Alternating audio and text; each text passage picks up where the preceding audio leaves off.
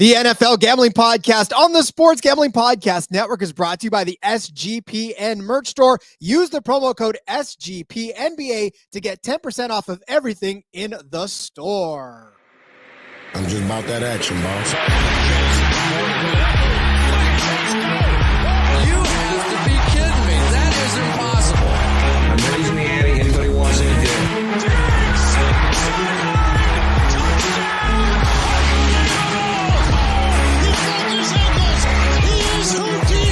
Jordan Davis, dog. Jalen Hurts, dog. AJ Brown, dog. How many people want to eat a W tonight?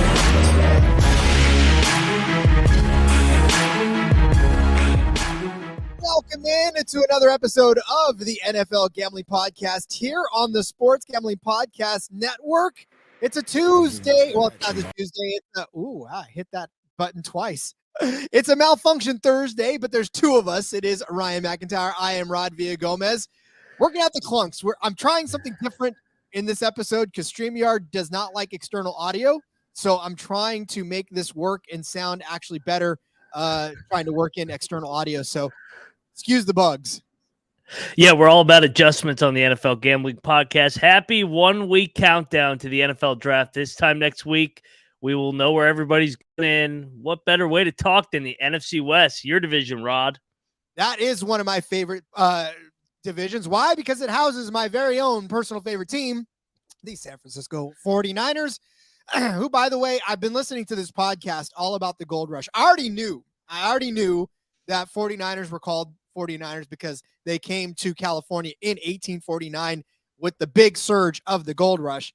But I never really understood exactly why San Francisco was a big thrust of that. And now listening to history, I know why. I know that most of the people came through San Francisco to get to the Valley, which is why a majority of the 49ers settled in San Francisco eventually. And, just so you know, that is why the 49ers are the 49ers. And that's why you tune into the NFL Gambling Podcast, because you get a little bit of history lesson in your draft preview with a little bit of gambling knowledge. So, yeah, looking forward to diving into the West. Obviously, your Niners are heavy favorites once again, but we'll touch on the other teams too.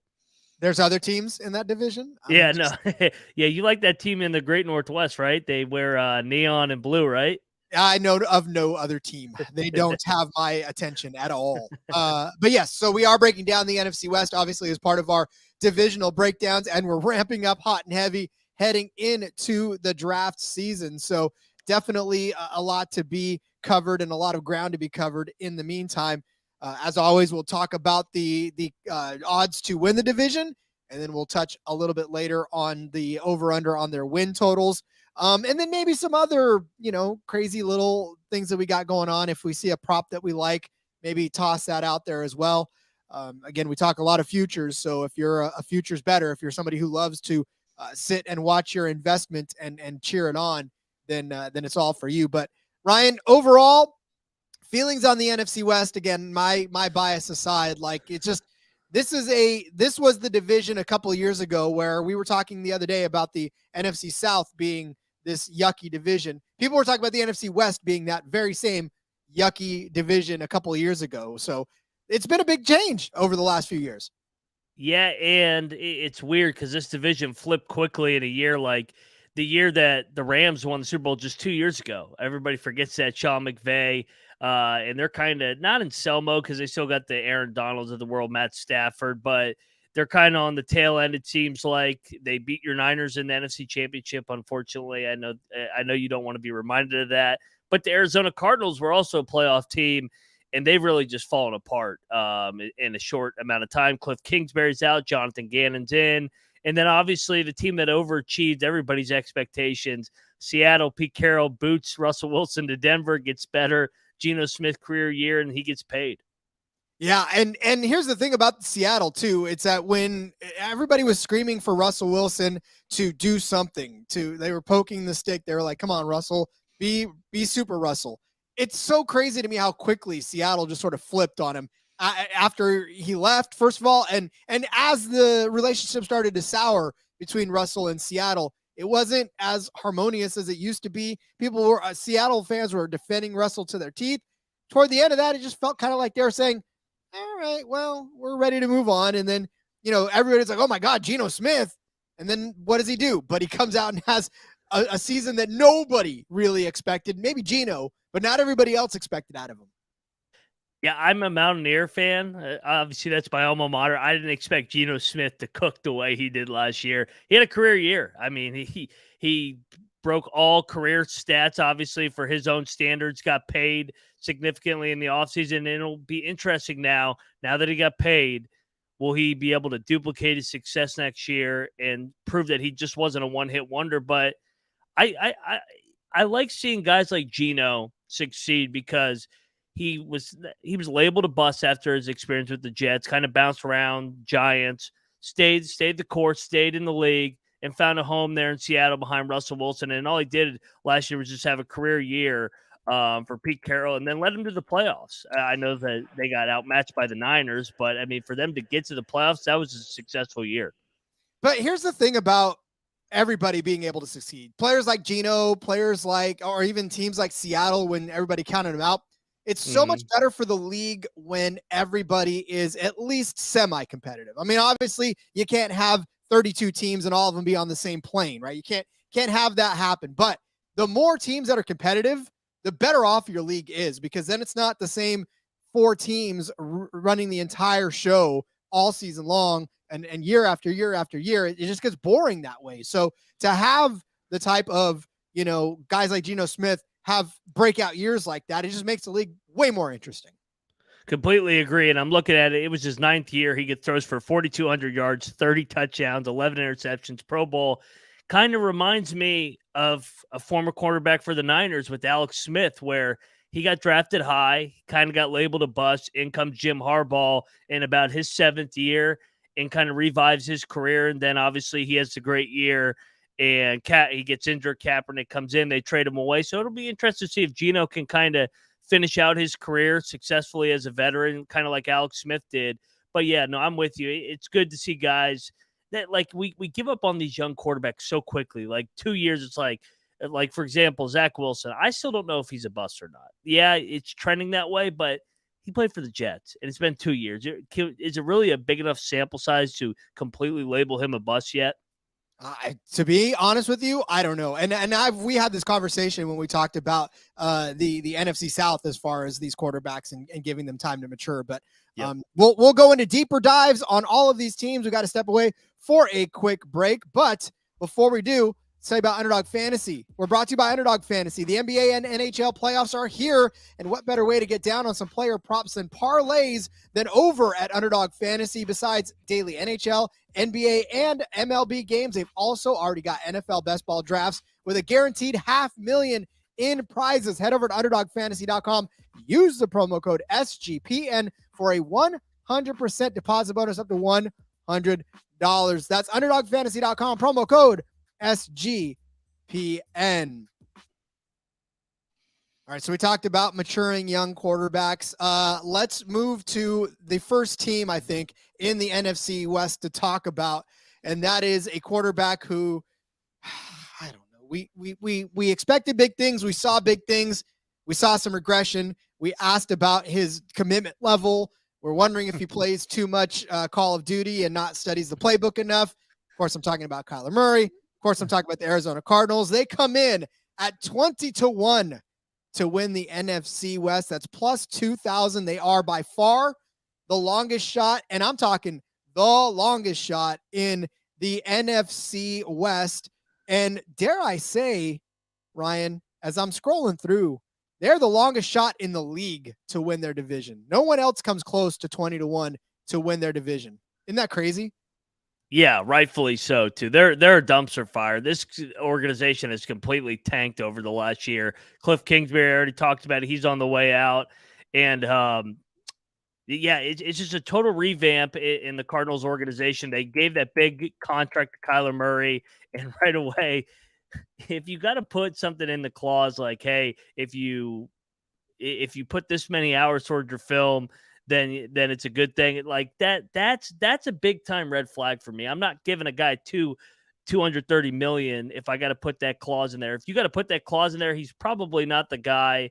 Kind of touch on it. In comes Jeff O'Bannon from Philadelphia. He's got a tough task ahead to rebuild this thing. They got the 3rd pick in the draft. So, yeah, I think they got to go defense early in this draft. And I know there's a lot of folks that defend this as far as Kyler Murray is concerned and saying, well, he's just looking out for, and it's an insult that this is in the clause. And listen, nothing happens for an absolute no reason, right? I mean, I've never heard of another player having that stipulation in their contract, which leads me to believe that no other player has this problem. I mean, I'm sure they do. And obviously I'm not saying that every player out there hasn't slacked off or whatever, but by and large, just like you said, if you've got to put that in there, they're noticing a pattern that they don't like and they need to correct. And granted, you're right. I mean, if this is a corporation and they're telling their CEO that they've got to put a little more time into the bottom line and not doing whatever else they're doing, that person's probably not going to be CEO very much longer, right? It's not like you're begging the owner of a company or the head of a company or your boss, for that matter, to do more work to be a better boss. They're supposed to already be putting into that. And that's the way it goes, especially as a quarterback. So yeah, you're right. This is a mess, but leadership is definitely an issue if you have to remind the leader to take more time to be a better leader. Yeah. And they kind of just jumped the gun on that contract extension, in my opinion. It sounds like DeAndre Hopkins won't be back there as well. Seems like he's played his last stage. They lost Zach Allen, Byron Murphy. I mean, they lost a lot of guys to free agency. It's just a total rebuild, and there's no way that I'm going to invest even at 20-1, like, because they're not going to be in the hunt. And we already touched on it. I mean, new coach coming in as well. He's going to probably try to instill his culture more, the Philly culture. I think it's going to take a year or two. So yeah, no, I think this is definitely a team we look for the unders, and we'll talk over unders at the end. Yeah, there's far more lucrative 20-1 bets that you can win like next week than if you tied your money up in an Arizona Cardinals division winning future. It's not in the cards for them. No pun intended, I suppose.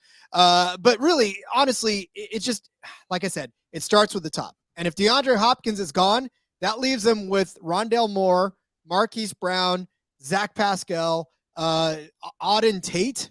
Right? I mean, you're starting to dig deep into the books for that offensively. And then again, on defense, there's not a lot of names that pop out at you. Obviously, Budda Baker, right, is no longer there. And that was one of the big names in the defense. So what are you going to do? Yeah, no, there's a reason why they're 20-1. It's probably the worst roster in football. Maybe Houston and so it's not O'Bannon. Sorry, it's Gannon. I mispronounced his last name. So Jonathan Gannon's coming over from Philly.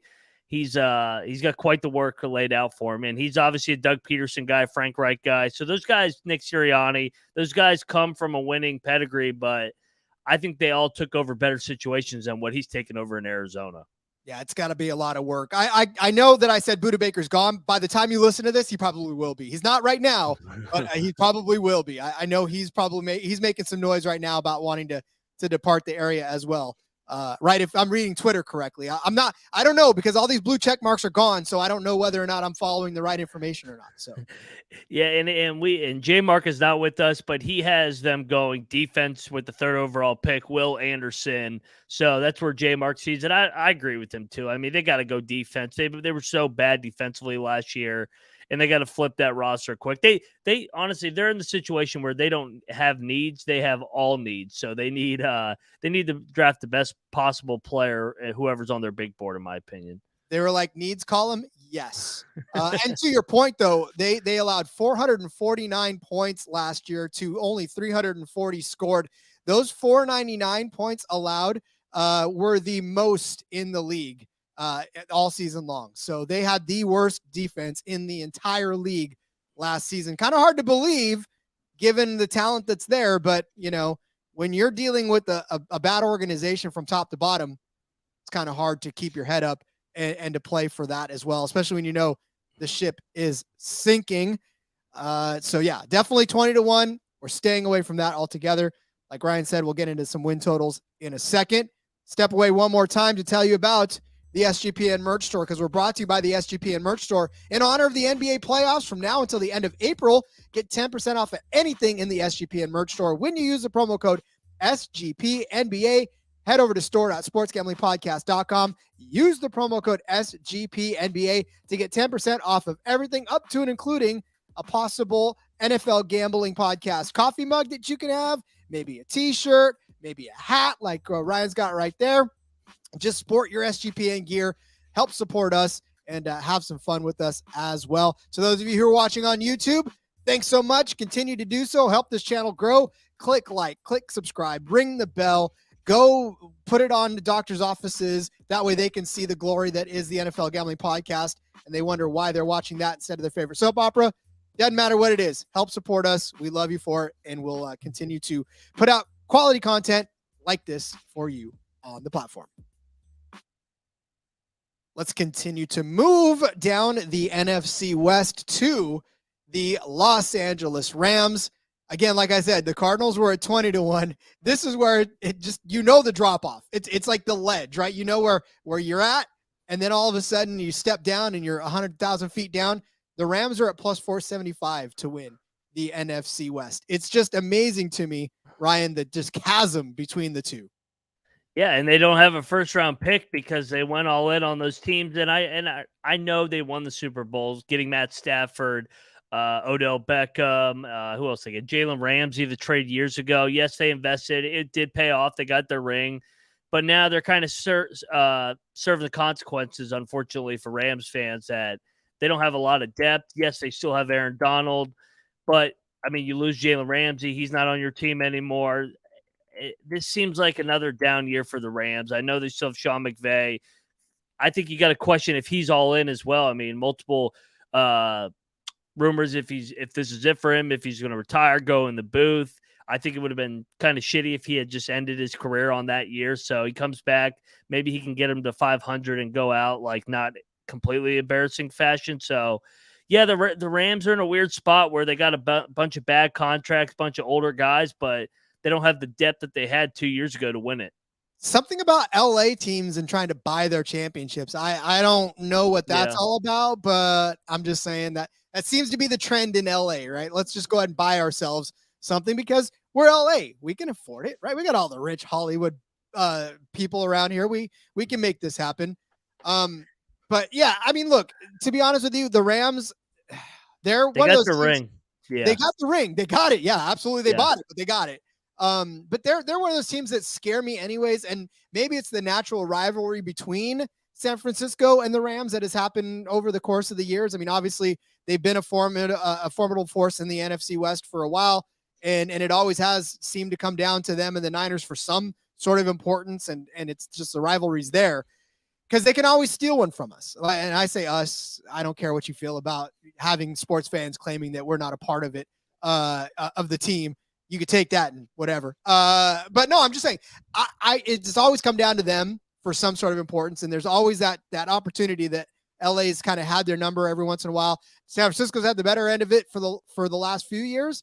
But again, they scare me. And I don't know that this team scares me. Cooper Kupp, obviously always scary. Would it be fantastic to have Cooper Kupp and Debo on the same 49ers team? Woo!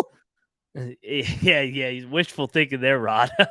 I think also I don't trust Stafford to stay healthy as well. Stafford had the injury history in Detroit. Now he's even older. And he got hurt last year. He missed the whole second half of the season. And once he went down, it pretty much was older, and he's a year older. He's 35. He's going to be 36 this season. So I just think Stafford, he's not completely broken, but like with the offensive line issues that they have, I don't know, man. I feel like it's hard to say that Detroit got the better end of the trade because the Rams did get the Super Bowl. But looking at where Detroit is right now from a franchise standpoint with 2 picks in the top 20 and coming off a 9-8 year, and it only seems to be trending upward, it kind of feels like they're sitting in the better spot than the Rams. I know the Rams got the Super Bowl, but I don't see the Rams being contending for any championships within multiple years now. Well, and then you just look at what the Rams lost defensively too, and Jalen Ramsey. Now, listen, I'm the first to tell you that I'm not a big fan of him. I think that there's an attitude problem there as far as just being able to play the game the way he needs to play the game. Is he talented? He's obviously got talent, or he wouldn't be in the NFL. But I'm just saying he was the best secondary player in that secondary, which says something already. And the fact that they just lost him, they got nothing left now. You're right. Defensively, I feel like all they have left is Aaron Donald, and that's not going to get you anywhere if teams can throw the ball all over you, right? I mean, Aaron Donald even felt like he took a step back last season. He wasn't as dominant of a force as he was in seasons past. So when your best player is not playing his best, it's not going to help you out. I feel like this team's ceiling is kind of like 9 wins next year, and I don't know if they can get to that. I mean, I think a lot's got to go right. Yes, Aaron Donald is a stud, but they've just lost so much, just with age, injuries, free agency, losing Ramsey. They don't have the draft capital because they gave it up for all these veterans to buy the championship. They got a second rounder. I think that they got to probably draft a corner, right, to replace Jalen Ramsey. So I think that's probably the direction that they'll go in. And then looking at J-Mark's draft, J-Mark has the Rams at pick number, I think they were 36. Yes, he actually has them taking a defensive end from Kansas State, Felix Nduke Azume. So that's what J-Mark has the Los Angeles Rams doing. So again, addressing that defense, which is pretty much what I feel like everybody needs defense, right? This is something that it's not a big secret. People need defense, obviously. No doubt. I know we love to concentrate on the offense, especially on fantasy football and all that stuff. But yeah, I mean, defense is really what, if you can keep the team from scoring, you don't have to score nearly as many points. So it just feels like a easy formula to get. So, but at 475, I'm not even going to try. I mean, and to me, this actually feels like a lower number than it should be. It should be above that. It should be like 650, 700 maybe. I agree with you. I think that everybody's assuming that Stafford's going to come back, be healthy, but I don't see it. I mean, he's been banged up his whole career. The stars were aligned when they won the Super Bowl that year. He stayed healthy for the most part. He still got banged up in the middle of the year. I'm pulling up right now how many games he's missed. Last year, he only played 9 games. In 2019, he only played 8 games. I mean, 3 out of the last 4 years, he has failed to complete the season. So, yeah, no, I don't see it. Stafford's a year older, and I just think everybody's banking on him being healthy to continue the connection with Kupp. And they have offensive line issues. That's another issue. Oh, they've got tons of issues, almost as many as the Cardinals, which is why, like I said, I'm surprised at the line of plus 475. All right, let's move on to the aforementioned Seattle Seahawks. This roster basically is intact from last year's run, which leads me to believe that we're in for something special for the Seahawks. Now, as a Niner fan, that doesn't make me feel any better, but they finished the season 9-8 last year with this Geno Smith core. Now Geno Smith is back. They got Noah Fant still. They got Kenneth Walker at running back. They've got DK. They've got Tyler, who, by the way, I mean, as much as we've praised that duo in the past, Geno Smith didn't make them the marquee that Russell Wilson did, and they were still able to do fantastic things. I mean, it was one week where DK was up and Tyler was down, and then weeks where Tyler was up and DK was down. It seemed to bounce back and forth. And as a fantasy player, you had no clue which week that was going to be. But that was fine because that's exactly what they needed to do to keep everybody off kilter. They ran the ball quite a bit. Their defense is still basically a very strong defense. Bobby Wagner still anchoring that core. They got Quandre Diggs now at safety. So this is looking like a pretty stout team again, and they probably will give the Niners a run for their money this year. Yeah, I think this, if you're a Niners fan, this is the team you're looking out for. And they have 2 picks in the top 20, so they can add even more depth to that defense that took a step forward. But then I think they hit a little bit of a wall there in November before playing really well the last couple games against the Jets at home. And it was the Cardinals to get them into the playoffs. And honestly, they kept the game within reach. I think they had the lead at halftime against the 49ers before the 49ers were just too much. But the Seahawks took a step last year. I think that they're going to add more to that defense, make it a better unit. Pete Carroll, we know, loves to run the ball, play complementary defense with Geno Smith. I think this is a scary team. And you know what did you say the division odds were? The division odds for Seattle was, I didn't even say it, plus 250. So again, the drop off between the Rams and the Seahawks, pretty significant as well, a couple hundred points. I think this is worth a stab because if we have seen the Niners, and we'll touch on the Niners next, but the Niners just have had so many injuries over the last couple of years. You could speak to it better than I can, but it seems like every year, like that one year, I think it was the COVID year where they had like 17 out of 22 opening day starters didn't even make it to like week 12 or 13. And then we don't know what's going to happen at the quarterback position with Brock Purdy. They're going to shop Trey Lance. I'm already diving into the Niners, but yes, no, I'm going to take a stab at the Seahawks plus 250. I guess if you're a little worried about Geno coming back to the pack a little bit, a little regression, but I like his weapons. I like Metcalf. I like Lockett. I like the running game, and we know Pete Carroll likes to run the ball. Kenneth Walker was a good rookie as well. I think the offensive line was improved. I like the Seahawks, man. I liked them last year. I kept betting on them, and everybody thought it was crazy, but it's my team. Well, so if you look back at the NFC West the last 3 seasons, Seattle won it in 2020, LA won it in 2021, the Niners won it last year. It's obviously it's circled around. Arizona won it in 2015, but that's I was just say, is Arizona due then? Ooh, no. Because it went before that. It was Seattle, LA, San Francisco, Seattle, LA, San Francisco. So yeah, it's been a while for the Cardinals. But yeah, I mean, again, if there was a futures bet that I was going to make, if I was somebody that put down bets on every division just for the sheer hell of it, this would be the one I'd put down. Obviously, because I think it's the better odds that you're getting at it, the better price that you're getting at it. Obviously, shop around. I'm just grabbing off of one book, but if you shop around a little bit more, you'll find it. I mean, obviously, we use these for reference, so whatever your book says is probably better than what this is. But by and large, like I said, this would be the one that I'd put, not putting it on the Niners. We'll talk about them in a second, but Seattle just has that hunger. I think they want to get back at it. They obviously know that the team to beat is the 49ers. And so the way they do that is to build a team to stop the 49ers. And one of the best ways to stop the 49ers is to keep the offense off the field rather. And keep the offense off the field. And so they'll be able to do that, sustaining drives on their own, right? With Kenneth Walker, who's come on pretty strong. And obviously Geno Smith elevated that offense a little bit more, brought new life into it. Now, my only setback is whether or not Geno Smith can put it together for another year, right? He had this breakout year, but can he do it again? That's the question. Yeah, I think that's the big question. I think the biggest way to do that is you improve the team around him. So looking at J-Mark's mock, he has them taking defense. He the defensive end, pass rusher from Texas Tech with number 5, Tyree Wilson.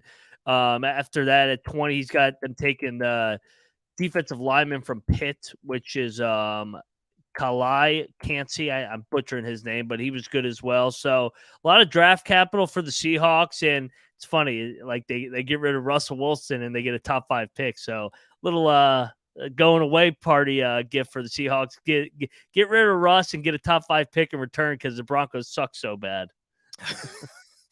Listen, that poor Broncos team. I think did we talk AFC West yet? I don't know if we've talked AFC West. We haven't done it yet. No. Yeah, I feel like we're gonna have a field day with that AFC West. It's as a Niners fan, it warmed my heart to watch Russell suffer so much in Denver. Just knowing that, again, that was a guy we loved to hate when we were Niners fans. Speaking of Niners, let's turn our attention to the NFC West, the reigning NFC West champion, San Francisco 49ers. They come in minus 140 to win the division. Obviously the heavy favorites, which, Ryan, honestly, as a bookmaker, I understand that you're sort of covering your ass here because it was the Niners division. They were the clear winners of that. Kind of nobody was doubting that at all. But when you don't know who the starting quarterback is going to be coming into the year, when you have as many question marks and injuries as you've ever had before, minus 140 is not an enticing number for a division winner, even though chances are they're going to end up winning it. But still, I'm not going to tie up my money into minus 140 for an entire season. Same. And they have the best roster probably in football, top to bottom, but they have a question mark at the quarterback position. Brock Purdy was fantastic rookie year, but it sounds like he might miss maybe not the whole year, but a significant amount of the year. Trey Lance, Sam Darnold's in. I wish Jimmy G honestly was back. I'm a big Jimmy G guy, so I thought he was the Niners, a great fit, and it was too bad that he wasn't able to play in the playoffs because I think they could have gotten over the hump, but I'm with you. I'm not laying 140 in the preseason with all these injury concerns, especially at the quarterback position. I got to see Sam Darnold as well in the San Francisco offense. I know he finished strong in Carolina last year, but change of scenery, a lot of pressure on him. We've never seen the target on, or yes, we have. We saw the target on his back in New York, and he wasn't very good. So he kind of went to Carolina, got to fly under the radar a little bit. Now he's back with the spotlight in San Francisco. Best roster in football, arguably. So he's got to produce. At least there's some chemistry between him and Christian McCaffrey. Like at this point, Agreed. There's a little bit of chemistry there. They know they work together. And I can see that happening. And I guess if you can hand the ball off to Christian McCaffrey and let him do fantastic things, if you can hit him on a swing pass, if you can get a slant to Debo, if you can at least get enough air under it so Brandon Ayuk can get down there as well. Like there are ways for him to be able to succeed. Am I high on that? Not necessarily. I feel like this is a situation in which we've gotten another quarterback that, and listen, I was a wholehearted Jimmy G fan. I know that he was exactly the kind of quarterback that the Niners needed at the time. I still think they could use him. And I know that the term game manager gets thrown around a ton, but look, I don't even see that as a bad thing because don't you want your quarterback to manage the game? Like that is exactly what it is. A manager sees the strengths and utilizes the strengths, right? Whether that's hitting Christian McCaffrey on a swing pattern, whether that's airing one out to Debo, whether that's, hitting Kittle on a curl route, right? Those are the types of things you need to do. You don't need to be this 4,000 yard passer every single time to make your team win. You just got to be able to use the tools around you to help you win. And that's what Jimmy G did best when he was healthy, right? He started out his tenure with the Niners and didn't lose a game, right? It was fantastic to watch for a while. And then, of course, you get hurt, come back, you start losing some games, start losing some confidence, you gain it back again, and you get hurt again. It's just it was a cycle with him that you had to break at some point. But right now, it's Sam Darnold's world. And then we're not even bringing Trey Lance into this, but once again, I know Trey Lance didn't get a lot of run. I get that. We didn't see the best of Trey Lance, and we may never see the best of Trey Lance in a 49ers uniform because that's not the identity I think they want. They want the Jimmy G identity, right? They want the quarterback like Joe Montana was. Even Steve Young as a mobile quarterback as he was, he still had the ability to throw the ball and to do the things that he needed to do to get it done, right? I feel like that's been the 49er blueprint from the beginning. And we've strayed away from that in the years, and I think they want to get back to it. Yeah, it's so you don't have much draft capital, clearly. I mean, you guys have gone all in the last couple of years, and you're going to go all in again this year. I think your first pick is number 99 overall. So you have actually 99, 101, and 102. So you can take a nap till the end of day 2 when you're going to come in hot with 3 out of the last 4 picks in the third round. Where do you want to go draft-wise? I think you can get some good depth pieces with the 99, 101, and 102. Maybe you can strike on a sleeper rookie contributor. What position do you guys, if you had to choose a position of need, would you go? I feel like we need help with the secondary still. I really do. That seems to be where the 49ers struggled. We did allow quite a bit. The run game was stout, right? The run defense was stout. There definitely was no question that the Niners were one of the best teams against the run all season long. You got Bosa, you got that interior, you got the linebackers. I just feel like, and for the last couple of years, really, it's been where teams knew that the way to get around San Francisco was to throw the ball deep and wait for a pass interference penalty, because that's exactly what used to happen. It was throw the ball deep and then wait for that defensive pass interference penalty and just sort of gain yardage that way, because that was the only way you were going to do it, right? I do like Hufanga. I really do. I like Gibson. I like Travarius Ward. right now. He's on this team as well. So those guys are going to be good for us. But again, it doesn't hurt to have depth in that position either, because you don't want to get stuck in a situation where the team's best offense is exploiting penalties on your defense. Yeah, and looking at J Mark's mock draft, he has you getting depth on the offensive line, wide receiver, and secondary. So one of them is a corner. Everybody listening, you're going to have to go check out J Mark's draft, mock draft on the SGPN website. I'm not going to give you every single pick that he did. That's why you go check it out. So shout out to J Mark. He's not here tonight. He's got conflict. He's got another thing he's got to do. So he'll be back for the other division previews and the mock draft next week.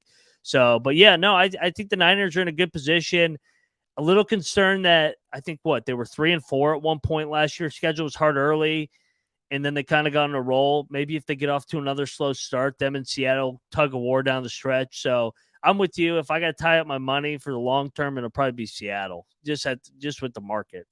Yeah, definitely. Like I said, the minus 140 bets, you're going to get those. You can get those in the draft. So I'm not even worried about trying to win off of a futures bet, unless I'm putting a really big ticket in for the Niners to do it. And that's definitely going to cash out for me. Excuse me. But like I said, if I'm looking for a minus 140 bet, I can find those in spades all over the place. So, yep. But I still think, like I said, the Niners, it's theirs to win, or theirs to lose, rather, I guess, if you really, it's theirs to lose, depending on how the quarterback situation shakes out. So, all right. Well, Ryan, did you want to start taking a look at some of these win totals for the NFC West teams? Yeah, let's do it. Let's dive into these. All right. So the first team that I'm seeing here is the Rams, and they are listed at 7.5. The over is at plus 110. The under is at minus 130. I will remind you that LA finished 5-12 last season. Yeah, and I kind of just said I feel like their ceiling is 8 wins. I will go over. I'll say they go 8-9. So I don't think that they're going to be terrible. I think they had as many bad breaks last year as possible, and they went 5-12. The year that they won the Super Bowl, they won 12 games. I think it's somewhere in the middle this year, and they finished like 8-9. So I think I think that's what they are right now. They're a 500 team. But if the injury, with the way that they've constructed their roster, if they get the injury bug again, I mean, they don't have a lot of depth because they haven't been drafting in the last couple of years because they've just forgone it. It could get ugly, but I'll say 8-9. I don't think morale is good in LA right now. I really don't. And I feel like those kind of translate into wins. If you've got a team that's feeling good, if you've got a team that everybody wants to be there, then that kind of gives you an edge and gives you maybe 1 or 2 wins more. I don't think they've got that. I'm going to take the under on this one, under 7.5. I think they get at 7. I honestly think that it's a 7-win team, only because I don't think all of their hearts are going to be in it like it was a couple of years ago. They're starting to see the decline. Like you said, there are starting to be questions as to whether or not the coaching staff is going to be there after this year. Obviously, Stafford, like, what's going to happen to him? Right? Mm-hmm. I mean, is his pizza deal going to get better than his deal on the field? Who knows? So, but again, I'm not going to tie up my money in this at minus 130, but I will say that I'm going to take the under on this as well, given I don't think their heart's in it this year. Yeah, I don't disagree with that. So, yeah, it'll be interesting. I think they're right around that 7-8 win mark. So I think that's a well-placed over-under. And you know what's nice about the new playoff format? If they're around that 7-8 win mark, they're going to be in the playoff hunt all the way through. That's the beautiful thing about the 7 seed is nobody's really out of it unless you just completely suck and you're like 3-10. Yeah, unless you're the Denver Broncos and then you've been out of it since last year. Yeah, so. Or the Bears, The Bears. Oh, pick him when he's down. Go ahead. All right, let's turn our attention to the Arizona Cardinals. Their over/under is set at 5.5, with the over at plus 110, the under at minus 130. Again, they won 4 games last season and lost 13. Ryan, do they get 6 wins? I don't see it. They did nothing to add to their roster, really, and then they just lost key pieces. Going to lose DeAndre Hopkins. I'm going to go under. I think it's another 4-win team. I think there's a chance they're picking number 1 overall next year. Yeah, I don't see them winning at 6 wins. I see them winning. You're right. They're lucky if they win 4. I honestly think that this is a situation where if they get to 4 wins again this season, they'll be happy. Well, they won't be happy, but they'll at least do what they did last year, which is suck pretty bad. I can't even say anything more about this team. That's how, like, there's just nothing left to say about the Cardinals.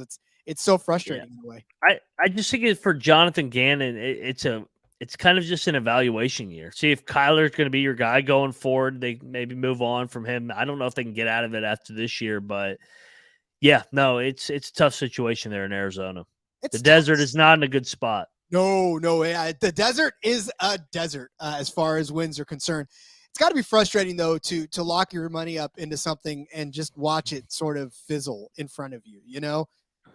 I don't know what that's like. I would never be able to pump $230 million into something and watch it not pay off. Yeah, no, it's like putting together a shitty parlay. Give it to the books. Ask me about the third leg of my parlay. Yeah. All right, let's move over to the Seattle Seahawks. Their win total is set at 8.5. The over on this -120. The under, obviously the juiced side at the positive side at +100. Little even money. Seattle 9-8 last year. I think we kind of covered this, that this is probably a team that is going to get at least 9 wins. But what are you thinking of this? I like it. I'm going over. I think that this is a 10-win team, and I'm looking at them -105 to make the playoffs. So if you don't think that they can dethrone the Niners, maybe just look at if they're going to make the playoffs or not. Because, like you said, there's 3 wild card spots. The NFC is really down. No Brady, no Rodgers potentially. So the NFC East obviously is going to be competitive. Go check out our NFC East preview where we basically made an argument why every team can make the playoffs again, because it's kind of everybody's in that 8-9 win range outside of the Eagles and Cowboys. I think -110. I'll take -105. I'll take the Seahawks to make the playoffs, and I'll go the over. So I'm if you can do this, if your book allows it, I would probably try to parlay the over and them to make the playoffs. I feel like that would be a very interesting parlay for you, just to sort of make that work in your favor a little bit better.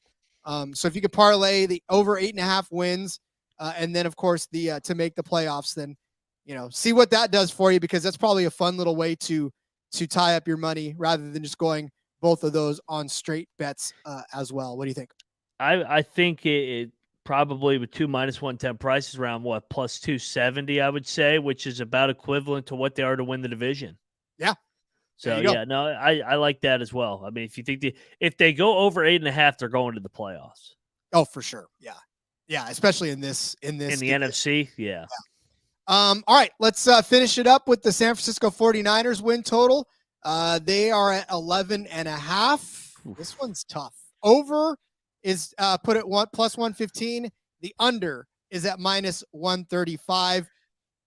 I know where the books say they're at, but does not knowing which quarterback you're going to have to start the season cost you a 1.5, I guess, is really what it's all said and done.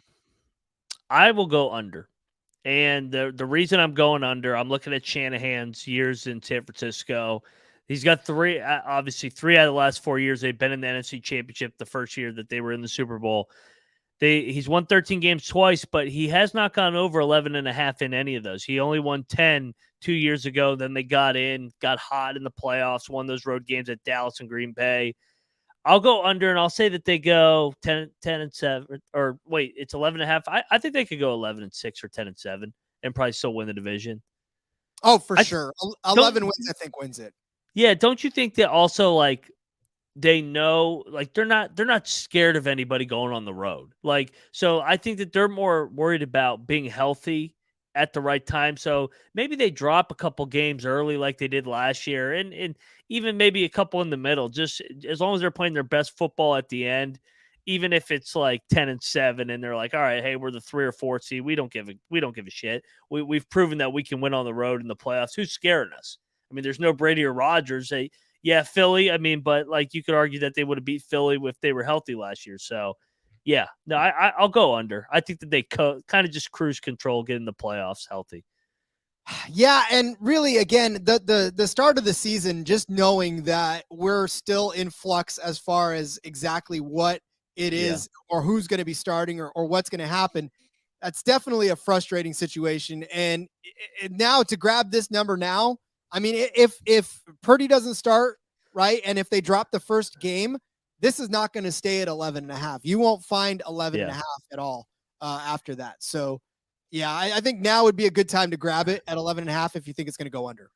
I think I just talked myself into taking Seattle too, plus 250 to win the division. Just because I could see, like, San Francisco, if they don't win the division, they're like, we don't care for the 7 or 6 seed. We'll go play anybody. They're not scared of any. They've proven they can beat anybody. They won at Lambeau a couple years ago. So, yeah, no, I'll take Seattle plus 250, and then obviously I'll go under with the Niners, but I think the Niners still make the playoffs and are dangerous again. 100% dangerous. Yeah. I mean, I still think this team, again, Sam Darnold, God, man, I hate that they put me in this position. I really do. I hate that they made me have to try to defend Sam Darnold. It just doesn't feel right. Well, hey, you know what? If Sam Darnold just falls on his face the first 6-7 weeks and Brock Purdy comes back, you might be able to get the Niners at a plus price to win the division. So it may end up setting up nicely for you. That's Where true. maybe they're a game or two back at Seattle, and then you take them at what, plus 200 week 10. There you go. Tight. Keep an eye on the Niners and how they go, because you never know what kind of value you're going to get from them. No doubt. All right. Well, Ryan, is there anything else that we need to go over as far as setting up the NFC West for everybody out there? No, it's drafts here is 1 week away, so go check out. We'll have a bunch of content out next week. We got a couple more division just where the gambling odds are before the draft. We like to do that where we'll touch on where the odds are, and then after the draft we'll recap where it's at now, since we'll have some movement, and the schedule will be out here soon. So looking forward to seeing where we're going to be betting week number 1. Yeah, I can't wait for that schedule to come out. I'm over here looking for schedules. I'm like, come on, get there already. I want to see. It should be any day now. Yeah, I think it's right after the draft. Well, if it isn't, then we're going to need to be hot on the schedule makers. We want it. Give it to us now. Yes, so, we want football. We want football. All right, Ryan, why don't you let everybody know where they can find you on social media? Yep, for the YouTube audience watching right now, at Moneyline_Mac, and that's my Twitter handle, and the Discord as well. We'll be here all off season. Unfortunately, we still got 4.5 months till the start of our Labor Day. So, but it'll be here before you know it. We'll get you through the off season, and then we'll be picking games, picking sides, over unders, and all that fun stuff. And then wrapping it back up on Monday for sure. Yep. Definitely there. Follow me on Twitter at RJ Villagomez. Link in the bio to everything I got going on, whether it is here, whether it is in between media for NASCAR. Check out the NASCAR Gambling Podcast with me and Cody, cranking out every single day. Be on the lookout at sportsgamblingpodcast.com. I'm going to have a prop bets for all of the drafting needs. That's draft coming up next week, so putting out a prop bet for that as well. So in the meantime, like Ryan said, we'll be with you all off season long. Till next time, let it ride.